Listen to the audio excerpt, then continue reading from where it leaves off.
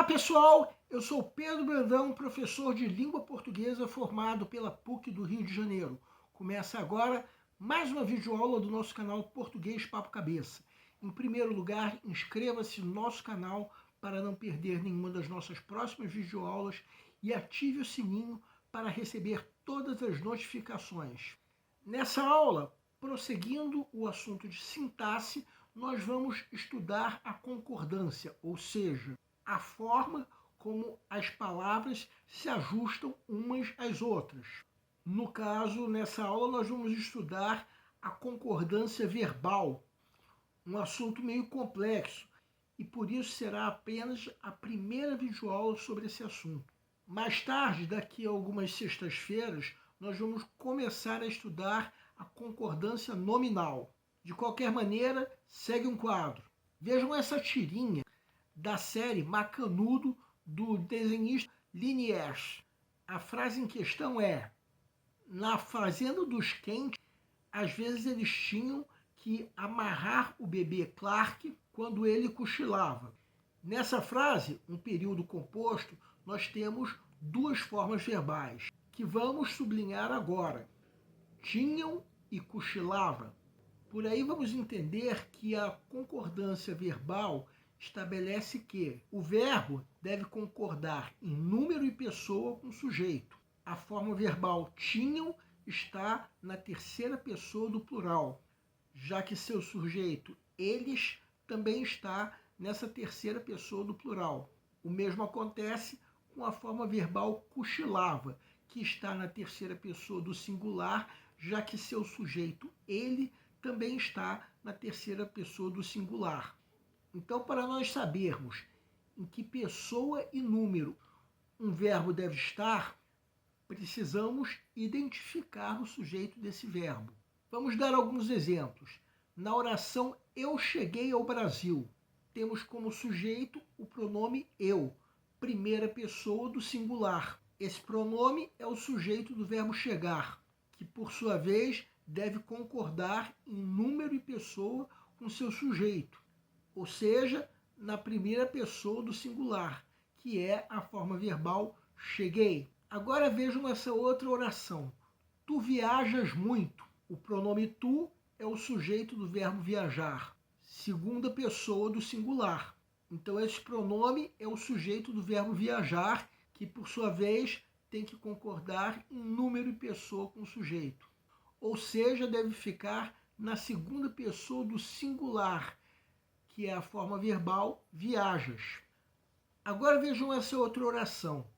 O presidente deu vexame. O sujeito é o presidente, que por ser a pessoa de quem se está falando, está em terceira pessoa. E do singular, já que se refere a apenas um indivíduo. Então o verbo dar precisa concordar em número e pessoa com esse sujeito, o presidente. Então deve ficar na terceira pessoa do singular, que é a forma verbal deu. Sendo que nós já dissemos em outra videoaula que as expressões de tratamento devem sempre ter a concordância em terceira pessoa.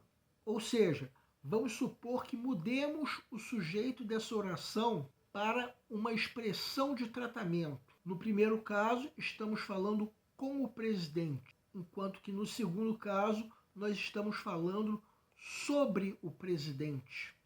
Então, embora no primeiro caso nós estamos falando com o presidente, como se fosse segunda pessoa, uma expressão de tratamento sempre leva à concordância em terceira pessoa. Então, o verbo deve estar na terceira pessoa do singular, já que a expressão de tratamento está no singular. Vejam agora essa oração. Romeu e Julieta casaram-se secretamente. O sujeito é Romeu e Julieta. Estamos falando sobre Romeu e Julieta. Logo, por se referir à pessoa de quem se está falando, esse sujeito está em terceira pessoa. Refere-se a mais de um indivíduo, logo está no plural. Assim, o verbo casar deve concordar em número e pessoa com esse sujeito. Ou seja, terceira pessoa do plural. A forma verbal, casaram. Bem, é preciso que vocês não esqueçam que o verbo deve concordar em número e pessoa com seu sujeito. Vamos agora mostrar uma questão de concurso da Fundação Sesgran Rio, uma questão que está relacionada com o assunto dessa videoaula. Segue um quadro. Sesgran Rio 2021. Em que frase o verbo destacado está flexionado quanto a número e pessoa de acordo com a norma padrão da língua portuguesa? A. No texto relacionam-se aos clichês a ideia de eternidade. B. Referiu-se à eternidade sem se dar conta as duas meninas. C. Enganam-se a respeito da eternidade aqueles que creem nela. D. Todos os anos consomem-se muitas balas e chicletes em todo o país. E. Em muitas culturas defendem-se calorosamente a existência da eternidade. Peço para que deem uma pausa antes de ser dado o gabarito. O gabarito é letra C. Bem, o enunciado pede em que alternativa o verbo está flexionado de acordo com a norma padrão da nossa língua. Isso quer dizer que precisamos, antes de mais nada, identificarmos o sujeito do verbo. Depois, devemos avaliar se esse verbo está na mesma pessoa e no mesmo número que esse sujeito. Então, para comentarmos tanto o gabarito quanto as outras alternativas, vamos descobrir o sujeito e vamos colocar esse sujeito em vermelho, para depois avaliarmos se esse verbo está de acordo com a norma padrão, ou seja, se ele está concordando em pessoa e número com o sujeito. Primeiro vejamos o gabarito letra C. Qual é o sujeito do verbo enganar? Ou seja, quem engana-se a respeito da eternidade? Resposta: aqueles que creem nela. O sujeito está no plural e se refere à pessoa de quem ele está falando, ou seja, a terceira pessoa, mais exatamente, terceira pessoa do plural. E o verbo enganar, de fato, encontra-se na terceira pessoa do plural. Então, se outra alternativa estiver com a concordância correta, essa questão pode ser anulada. Vamos ver cada caso. Comecemos pela alternativa A. Quem se relaciona aos clichês, à ideia de eternidade? Esse sujeito se refere à pessoa de quem se está falando, ou seja, a terceira pessoa. E como se trata de apenas uma ideia, está no singular, só que o verbo relacionar está na terceira pessoa do plural, ou seja, não está de acordo com a norma padrão. Agora vejamos a alternativa B. Quem se referiu à eternidade? Resposta: as duas meninas. Então se refere à pessoa de quem se está falando, ou seja, a terceira pessoa. Terceira pessoa do plural, já que se refere a mais de uma menina. Então o verbo deveria estar na terceira pessoa do plural, mas não, está na terceira pessoa do singular. Então, não está de acordo com a norma padrão. Agora vejamos a alternativa D. Bem, o verbo consumir é transitivo direto, porque quem consome, consome alguma coisa. Então, o pronome ser tem a função de partícula passivadora, o que quer dizer que a oração está na voz passiva sintética. Voz passiva significa que o sujeito é aquele que recebe a ação, sendo, portanto, muitas balas e chicletes, estando, portanto, na terceira pessoa, já que se refere à pessoa de quem se está falando, e do plural, já que se refere a mais de um elemento. Só que o verbo consumir está na terceira pessoa do singular, ou seja, não está de acordo com a norma padrão. Agora vamos à alternativa E. Quem defende, defende alguma coisa, em alguns casos, defende alguma coisa de outra.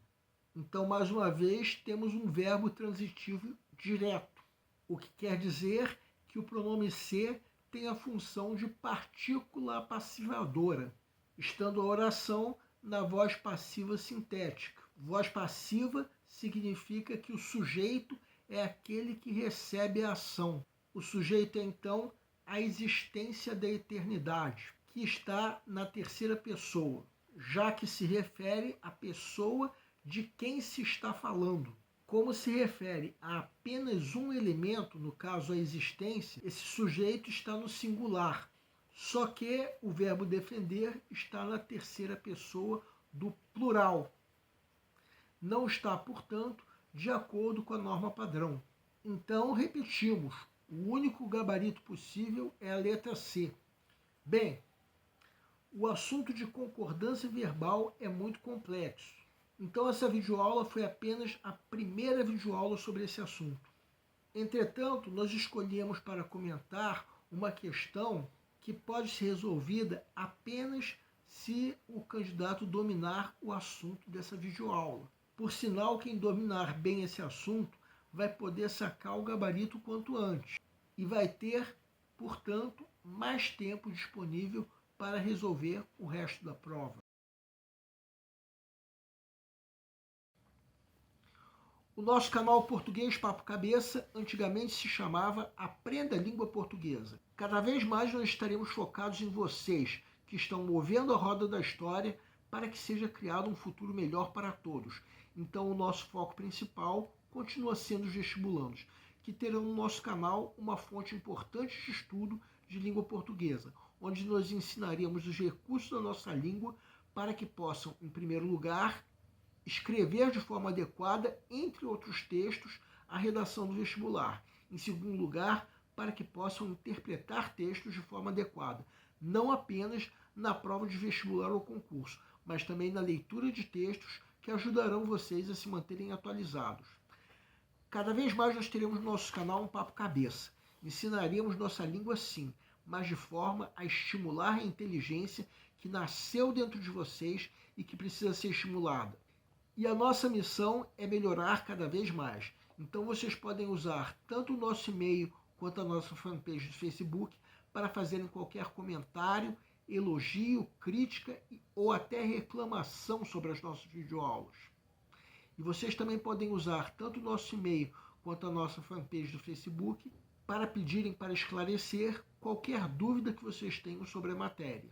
E nós agradecemos a todos vocês que estão assistindo nossas videoaulas, em especial nós agradecemos a todos vocês que estão compartilhando nossas videoaulas com outras pessoas. Queremos pedir ainda que deixem um like. Muito obrigado porque vocês estão ajudando o nosso canal a ser feito. Muito obrigado e aguardem nossa próxima aula.